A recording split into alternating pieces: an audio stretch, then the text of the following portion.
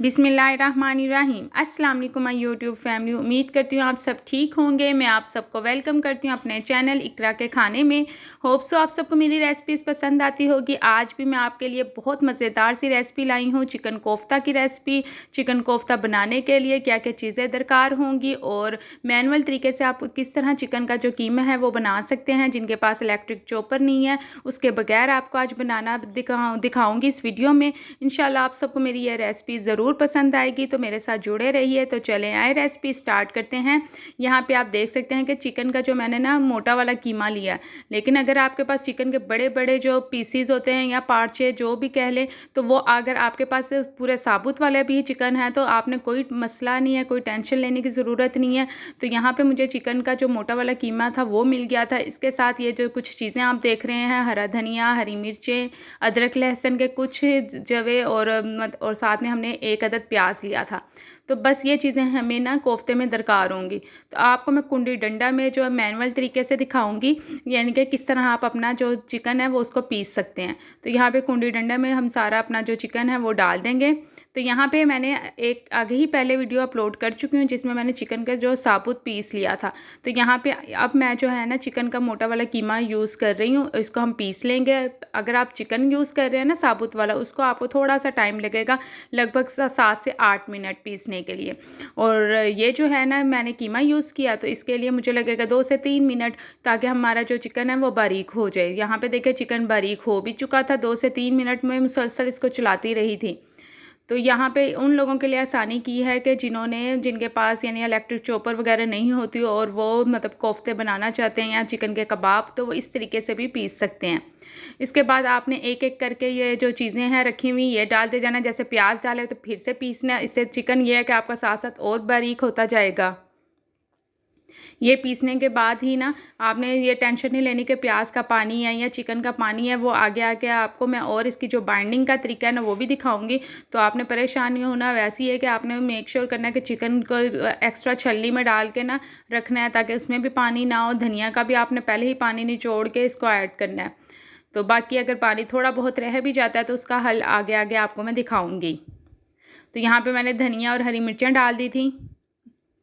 ये डालने के बाद साथ ही अदरक लहसुन डाला और इसको भी हम पीस लेंगे। और इसको पीसने के लिए लगभग हमारा जो टाइम लगेगा वो फिर से 3 से 4 मिनट लगेगा। और ये हमारा जो है ना कोफ्ते का जो कीमा है वो रेडी हो जाएगा। यहाँ पे आप देख सकते हैं कि इतना अच्छा ये पीसा जा रहा है।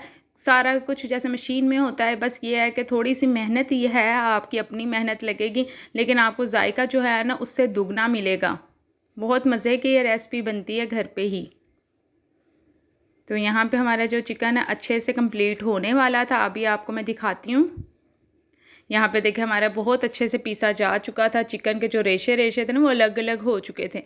तो अब इसके साथ इसके अंदर जो कुछ स्पाइसेस जाएंगे वो अभी आपको मैं आगे आगे वीडियो में दिखाऊंगी। पहले यहाँ पे आप चेक कर सकते हैं कि कीमा कितना अच्छा हुआ है। तो अब आपने इसको अलग खुले बर्तन में ट्रांसफ़र कर लेना है जिसमें हमने सारे मसाले जाने हैं। तो यहाँ पे देखिए एक मशीन में ये होता है कि थोड़े से काफ़ी हिस्से ना मशीन के साथ लग जाता है। इस तरह ये होगा कि कुंडी डंडे में आप करेंगे तो कोई चीज़ ज़ाया नहीं होगी। तो बस यहाँ पे आपने इसको आप देख लें। अब मसाले जाएंगे इसके अंदर। मसालों में सबसे पहले तो आपने नमक जाना है। नमक आपकी ग्रेवी में भी जाएगा, लेकिन यहाँ पे नमक मैंने आधा चम्मच इस्तेमाल किया है। नमक के बाद यहाँ पे हम लाल मिर्चें डालेंगे, ये भी आधा चम्मच डाला है। इसके बाद हल्दी पाउडर जाएगा और ये वो भी मैंने सिर्फ चौथाई हिस्सा डाला है इसके अंदर। यहाँ पे हम कोफ्ते में ना आपने थोड़ा मसाले जो है ना तेज़ भी हो जाए तो कोई मसला नहीं है, जब शोरबे में सब कुछ इक्वल हो जाएगा।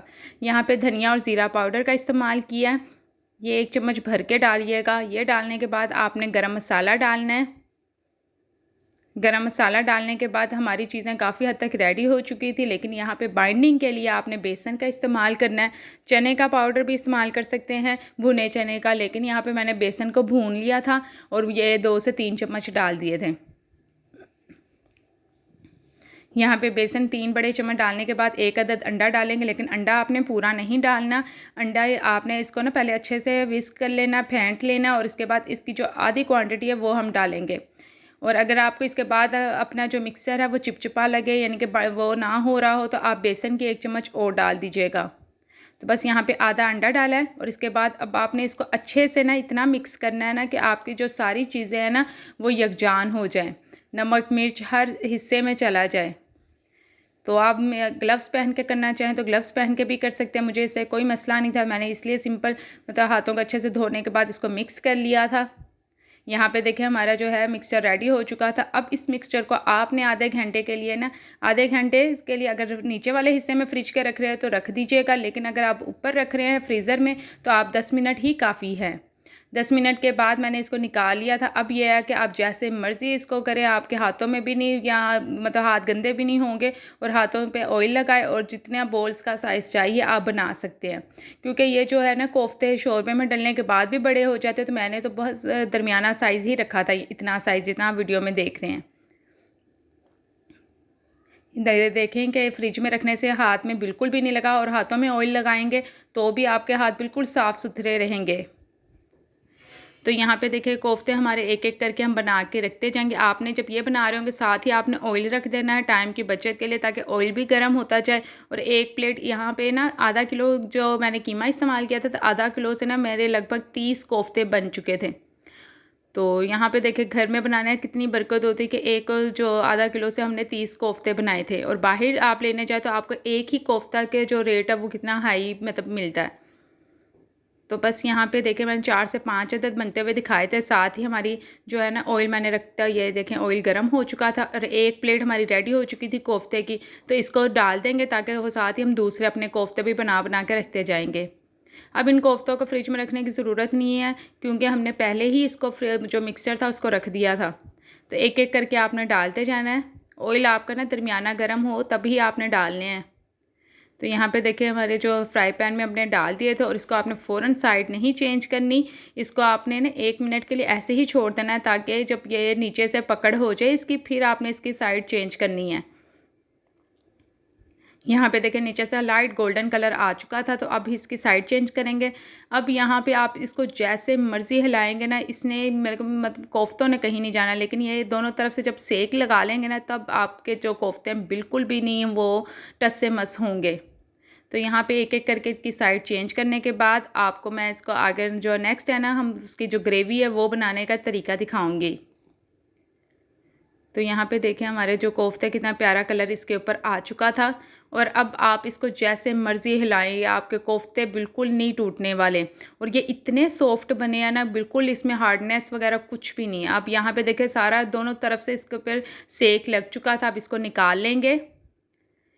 यहाँ पे इसको एक बर्तन में डालते जाएंगे, और ये जो इसी ऑयल में हमने अपनी ग्रेवी बनानी है।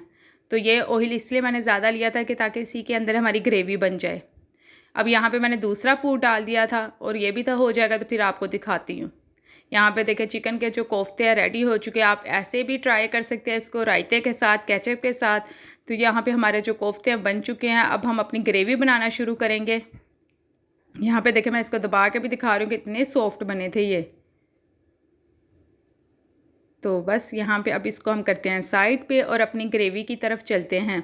ग्रेवी के लिए हमने यही ऑयल यूज़ करना है, इसको छानने की ज़रूरत भी नहीं है। तो बस ऊपर ऊपर से हम डाल लेंगे जितना ऑयल हमें चाहिए।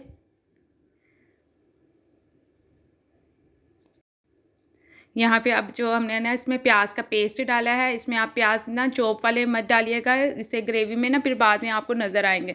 तो आप प्याज को ना ब्लेंड कर लीजिएगा अच्छे से, और यहाँ पे ऑयल में हमने डाल देना, और इसको इतनी इसकी भुनाई करनी है ना कि आप पीसे हुए जो प्याज है ना वो थोड़ा टाइम लेते हैं ब्राउन होने में। तो यहाँ पे इसने 8 से 9 मिनट ये ले गए थे, 8 से 10 मिनट तो कहीं नहीं गए। अब प्याज हमारे लाइट गोल्डन कलर आ चुका था। इधर आपने अब अदरक लहसुन डालना है। तो यहाँ पे ना प्याज की जितनी अच्छी भुनाई करेंगे ना कि इसकी बाद में शोरबे में कोई कच्ची स्मेल ना आए। तो बस यहाँ पे अदरक लहसुन डाला है हमने 2 चम्मच के करीब, और इसके साथ फिर से हम इसकी जो भुनाई है वो करेंगे लगभग 3 से 4 मिनट, ताकि जो अदरक लहसुन की भी भुनाई के साथ साथ प्याज और अच्छे से होते जाएँ। और यहाँ पे अब टमाटर का पेस्ट डालेंगे। टमाटर यहाँ पे मैंने 2 अदद लेके ना दरमियाने साइज़ के उसको भी पेस्ट बना लिया था। इससे ये होता है कि ग्रेवी जो है ना, आपका जो कोफ्ते का जो शोरबा होता है वो बहुत स्मूथली होता है। उसके अंदर ना कोई प्याज ना कोई टमाटर होते हैं, कुछ भी नहीं।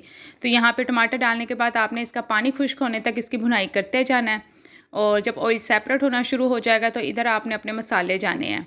और मसाले आप यहाँ पे दोबारा से 1 चम्मच मैंने जो है ना छोटा वाला वो नमक का डाला है। नमक डालने के बाद यहाँ पे लाल मिर्चें जाएंगी। जो मसाले आपके कोफ्ते में डले थे ना, वही सेम मसाले इधर आपने डालने हैं। यहाँ पे हल्दी जाएगी शोरबे में। ये डालने के बाद अब आपने यहाँ पे वही ज़ीरा और धनिया पाउडर जाएगा यहाँ पे आधा चम्मच। बाकी का आधा चम्मच हम ऊपर एंड पे भी डालेंगे। यहाँ पे आधा ही चम्मच हम गरम मसाले का इस्तेमाल करेंगे। गरम मसाले में दालचीनी, बड़ी इलायची और लौंग को हम वज़न लेके मैंने इसको पीसा हुआ था। तो बस मसाला डालने के बाद इसकी भुनाई करनी है ताकि ऑयल मज़ीद सेपरेट हो जाए। जितनी अच्छी आप भुनाई करेंगे आपका सालन जो है ना उतना ही लाजवाब बनेगा। और कोफ्ते और कड़ी इस टाइप की चीज़ों को लगता है कि बहुत मुश्किल चीज़ है, लेकिन नहीं, लगभग आपका टोटल टाइमिंग जो है ना 1 से 1.5 घंटे में आप सालन तैयार कर सकते हैं। यहाँ पे अब दही, फेंटा हुआ दही डालेंगे। अगर ये ऑप्शनल है, डालना चाहें तो डालिएगा, लेकिन यहाँ पे ये है कि दही से ना बहुत अच्छा जो टेस्ट है ना वो शोरबे में आ जाता है। तो दही का जो मैंने इस्तेमाल ही सिर्फ लगभग आधा कप के करीब किया था और फेंट के लो फ्लेम पे ऐड किया था, इससे ताकि वो फटे ना जाके। जब दही का पानी भी खुश्क हो जाए, ऑयल टोटली सेपरेट हो जाए, तो इधर आपने अपना ना जो शोरबा है ना वो लगाना है। और शोरबा यहाँ पे आप गाढ़ा भी रख सकते हैं और पतला भी। मैंने यहाँ पे इसको चावल के साथ सर्व करना था और मतलब घर के आधे अफराद चावल खा रहे थे, आधे रोटी, तो उस हिसाब से शोरबा किया था। आप चाहें तो इसको गाढ़ा भी रख सकते हैं। तो यहाँ पे देखें, मैंने तो 1 मग भर के पानी का डाला था ताकि वो जो थोड़ा सा पकने के बाद वो आधा मग रह जाए। तो बस यहाँ पे इसको सिंपली आपने बॉईल करना है अच्छे से और इसको पहले कवर कीजिएगा और बॉईल आना शुरू हो जाएगा ना, तो आपने 2 से 3 उबाले आएंगे तो अपने कोफ्ते ऐड करने हैं। अब जो न्यू बिगनर्स है उन्हें अब उबालों का इसलिए अगर पता है कि नहीं, तो आप ये समझ लिया कि 50% तक आपने अपना शोरबा यहीं पे पका लेना है। बाकी का जो 50% आपने कोफ्ते ऐड करने के बाद पकाना है। तो यहाँ पे आप देख सकते हैं कि अब हम अपने इधर कोफ्ते डालेंगे। तो कोफ्ते इतने डाल दीजिएगा, टेंशन लेने की ज़रूरत नहीं है, ये बिल्कुल टूटेंगे नहीं। और अब आपने इसको मिक्स करना है। यहाँ पे आप देख सकते हैं कि अभी से कितनी प्यारी सालन की जो शक्ल है ना वो आ चुकी है। लेकिन ये कि अब ये कोफ्ते हमने डाले हैं ना, तो इसका भी मिक्स हो जाए शोरबे के अंदर टेस्ट, तो इसको हम कवर करके लगभग लो फ्लेम पर 10 मिनट मज़ीद पका लेंगे। तो यहाँ पर देखिए 10 मिनट कम्प्लीट हो चुके थे। ये धुआँ हटता है तो आप देखिएगा, तो माशाल्लाह से देखिए कितनी प्यारी लुक आई है। अब यहाँ पे मैं आपको दिखाती हूँ मिक्स करते हुए भी, और इसके बाद हमने इसकी गार्निशिंग करनी है, वो कुछ चीज़ें जाएंगी तो वो भी आपको दिखाती हूँ। जिसमें सबसे पहले तो आपने बारीक कटा हुआ हरा धनिया डालना है। हरा धनिया डालने के बाद यहाँ पे आपने हरी मिर्चों को ना इस तरह ऐड नहीं करना, उसके बीच में सेंटर से कट लगा के ना वो ऐड कीजिएगा, उससे बहुत प्यारा फ्लेवर आता है। यहाँ पे मैंने आपको शुरू में बताया था ना कि आधा चम्मच एंड पे भी जाएगा ज़ीरा और धनिया पाउडर, वो डाला है। और इसके बाद हम यहाँ पे हरी मिर्चें डाल देंगे। अब इसको आपने 2 मिनट के लिए कवर कर देना है ताकि जो हरे धनिया और हरी मिर्चों का टेस्ट चला जाए। यहाँ पे 2 मिनट बाद आपको फ्लेम ऑफ कर दिया था और इसको आप देख सकते हैं इसकी फ़ाइनल लुक। होप सो आप सबको ये देखें रेसिपी, इंशाल्लाह ये रेसिपी जब आप ट्राई करेंगे आप सबको ज़रूर पसंद आएगी। तो आपने ना अपनी मतलब कमेंट बॉक्स में ज़रूर बताना है आप सबको मेरी ये रेसिपी कैसी लगी। अगर आपको ये रेसिपी ज़रा से भी अच्छी लगी है ना, तो आपने कमेंट बॉक्स में अपनी राय का इज़हार ज़रूर करना है और फीडबैक लाजमी देना है। और मेरे चैनल को सब्सक्राइब करना नहीं भूलना, बेल आइकन को ज़रूर प्रेस करना है। नए आने वालों से को मैं वेलकम करती हूँ कि आप आएँ और मेरे चैनल पे आप सबने ज़रूर बताना कि आप सबको मेरी रेसिपीज़ कैसी लगती हैं। तो अब मुझे इजाज़त दें, मिलते हैं एक नई वीडियो के साथ। तब तक के लिए अल्लाह हाफिज़। Thanks for watching.